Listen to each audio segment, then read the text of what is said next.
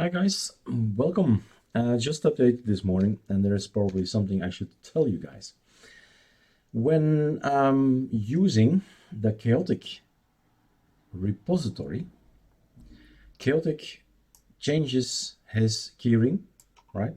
So an update from chaotic, and you see the numbers 29 and 30, and he also updates his mirror list. And what's a mirror list? That's where his packages are. So repositories are put on a server.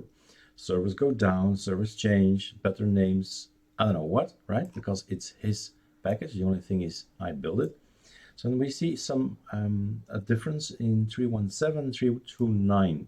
So okay, fine. And then we scroll through and we see the Celtic keyring being updated. So locally signing new keys from him, not from us.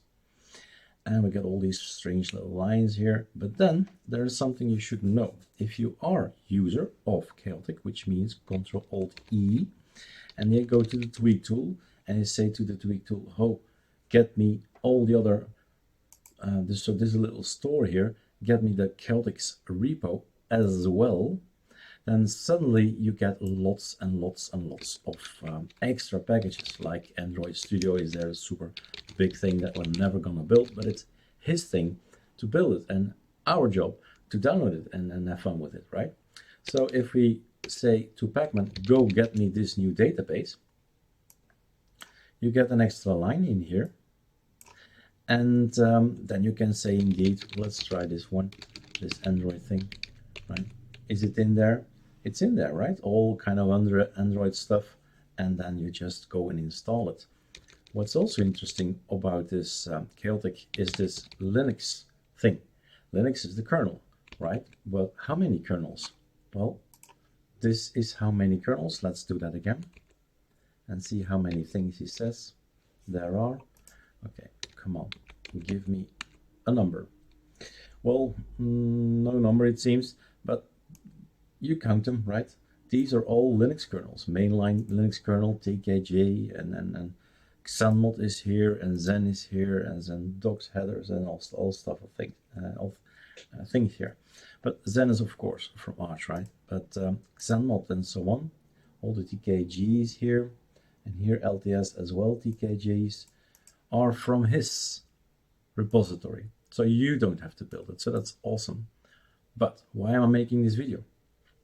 Well, the thing is, if I do F12 again, it says here etc pacman Celtic mirror list installed as etc pacman the Celtic mirror. It means something. Warning, right?